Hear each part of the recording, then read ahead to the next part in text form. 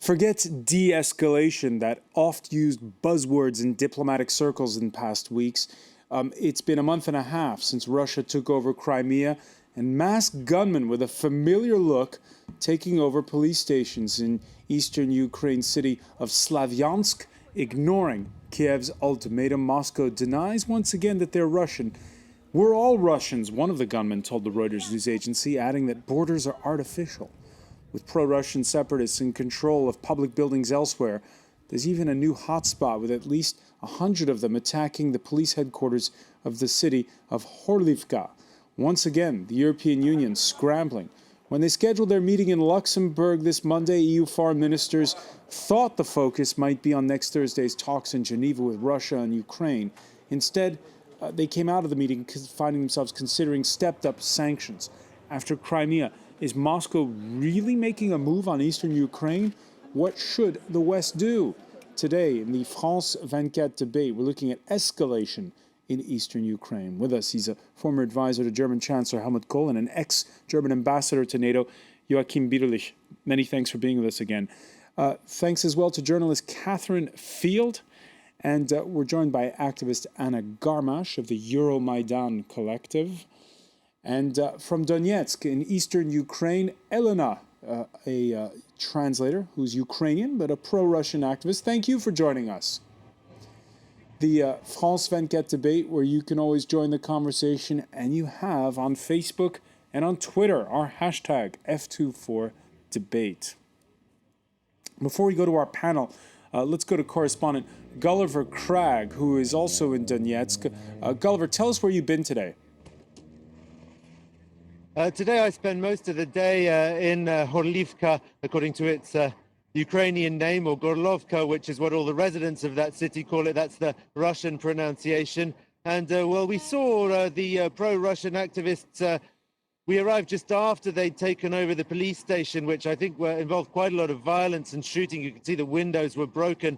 By the time we got there, though, the police who were there at the police station had said that they were going over to the pro-Russian side, and the police chief had been replaced. The demonstrators then went on to the town hall. It was a tense scene, and some people were behaving quite aggressively, it has to be said, but a lot of people weren't behaving very aggressively at all. They were very keen, actually, to talk to journalists. Certainly the scene seemed rather different to what was reported from Slavyansk by my own colleagues who went there. There, it seemed there was a high level of professionalism in these people who were taking control of the Secret Services headquarters and the police station there, and people were seen and filmed wandering around with weapons in Slavyansk. That wasn't the case in Horlovka. People told us that they had seized weapons from the police station, but certainly it wasn't a situation where you had armed men suddenly patrolling in the city. It much more looked like the kinds of actions that we've seen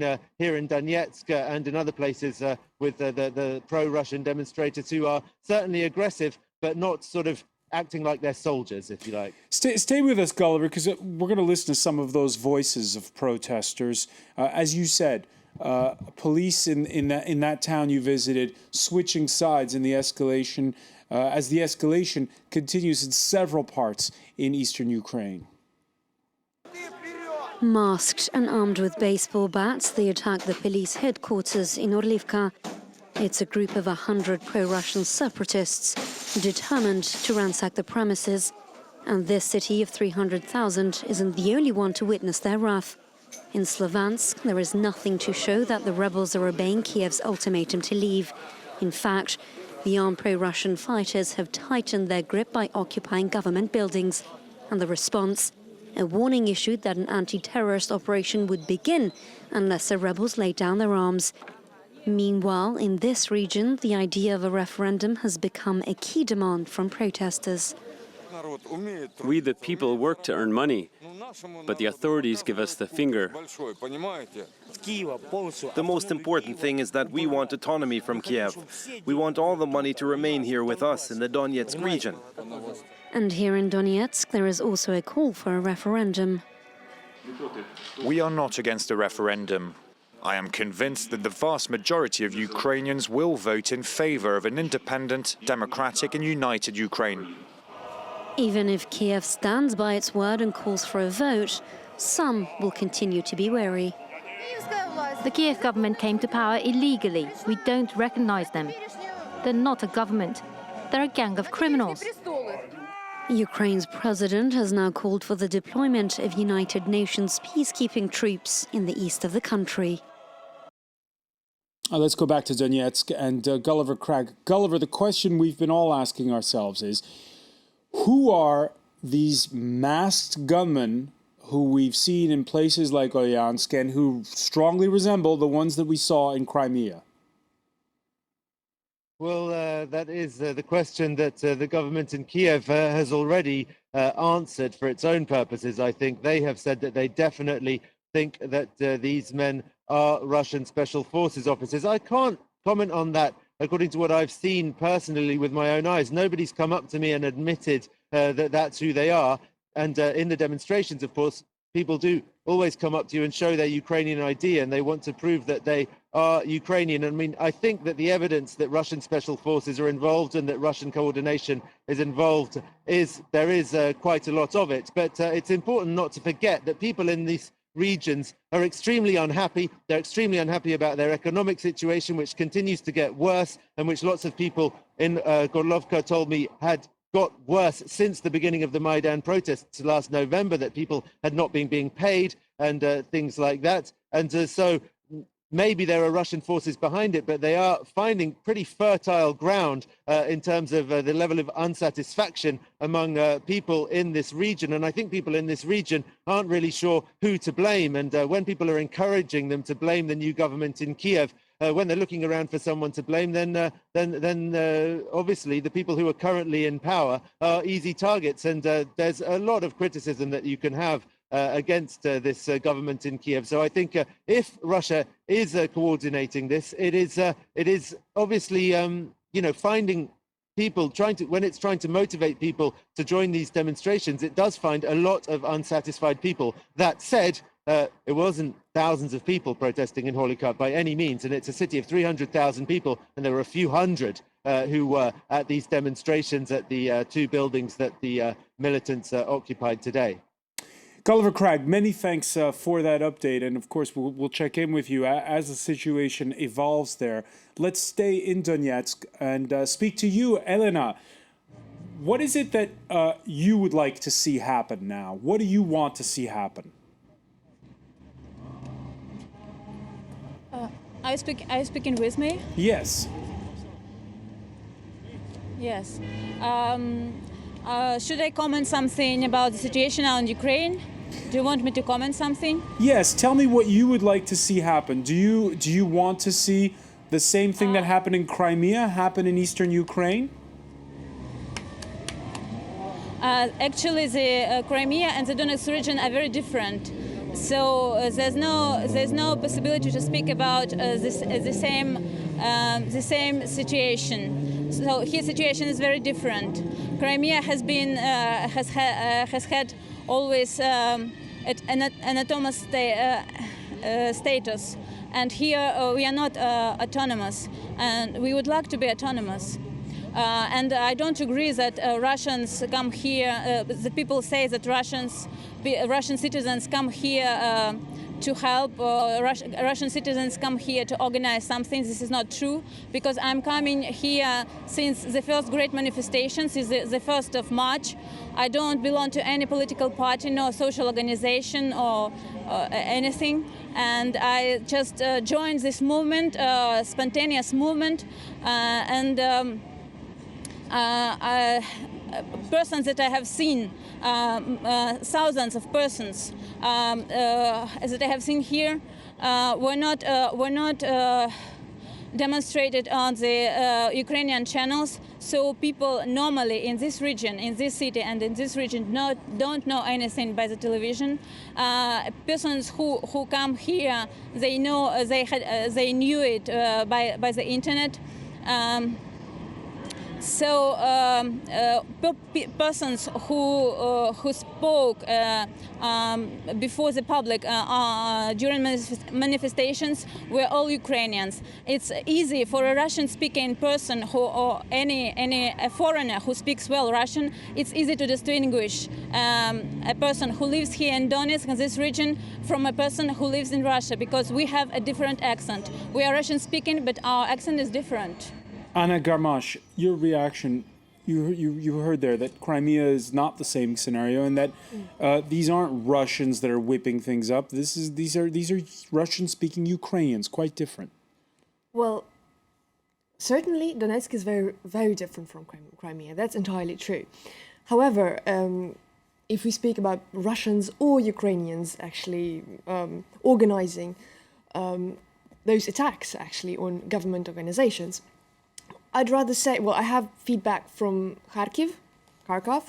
I've had this recently, and actually this feedback actually proves that at least half of the people are actually Russian, because as Elena said, you can distinguish people very easily from the Russian-speaking Ukrainians from the Russian-speaking Russians, actually, because the accents are very different. And the feedbacks I have from other cities, I don't have any from Donetsk, unfortunately, is that Russians are very much present. Catherine Field, in your view, who are the masked men? Well, we don't know for certain, but we're pretty sure that they are Russian special forces who have been sent in there just to agitate, to get things going. I mean, every indication is that that's who they are. Every indication is that's who they are, but we're getting firm denials from the Russian foreign minister. In fact, we can listen to the Russian foreign minister, Sergei Lavrov, insisting Moscow's in no way behind it. As for your hypothetical question, what would need to happen for Russian military intervention to take place, I don't even want to speculate. We are not interfering in Ukraine's internal affairs. That would not be in our interest, and we do not have agents there. Joachim Biederlich. He did say the same some weeks ago with regard to Crimea. I think this is not a Russian provocation in the sense of preparation of a military intervention, but it's a provocation, it's an implication, which is obvious, in order, if you want to say, to raise the price, to put the price for the talks at the end of this week in Geneva at the right level from the Russian viewpoint. This means the Russians want to show and to underline that the government in Kiev is not able to settle the social and economic unrest in the country. Therefore, the Russians want to reach, what you mean, neutrality and a federalization of Ukraine. This is the objective. The White House has just confirmed that the CIA director visited Kiev over the weekend. Is that not going to fuel the narrative out of Moscow that, yes, perhaps Moscow's pulling some strings, but so is the West? Well, the West has committed so many mishandlings in that whole Ukrainian story. That's perhaps not the summit, but it's a part of the story. A part of the story. Right now, though, we're getting into a situation where I've got to ask you this question because things seem to be escalating and escalating.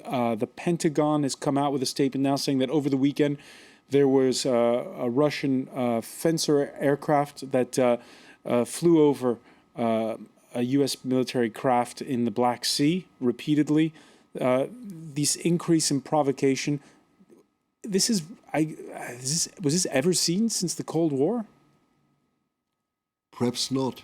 But at the same time, what is the aim of the Russians, if you want? If you take it in an objective, clear way, the Russians want to be dealt as, or to be treated as a superpower, at the same level as the Americans.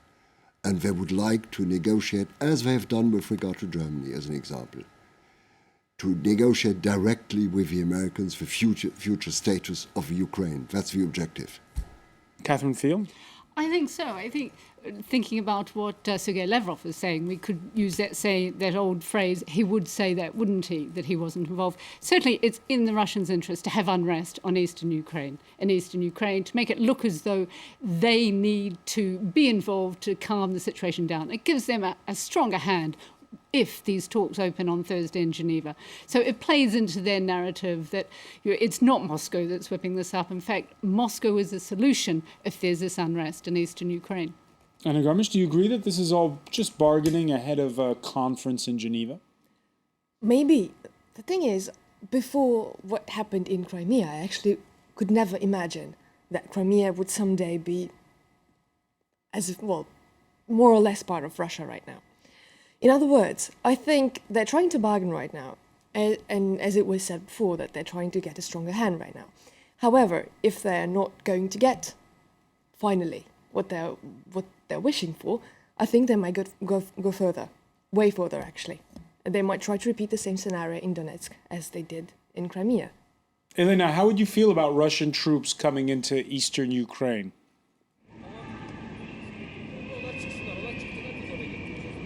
Are you speaking with me? Yes.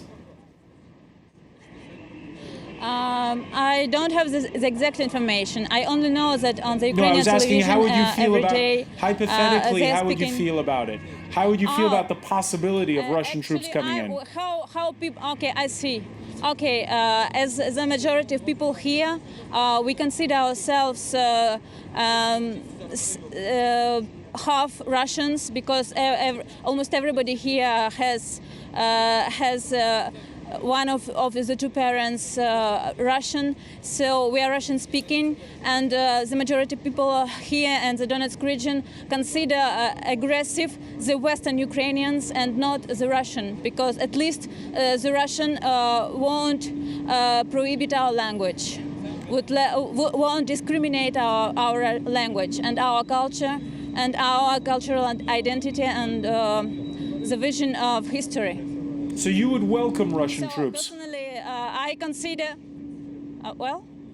You would welcome Russian troops? Could you? Of course, nobody wants the war, because we have survived during the Second World War. Also, in every family, there is somebody who perished during the Second World War. So we wouldn't welcome it. But we need support. We need protection. All right, and people who come to the square, and the majority of people support Russia and welcome Russia to help us, to defend us. We'll pick up on those points when we come back. You're watching the France 24 debate.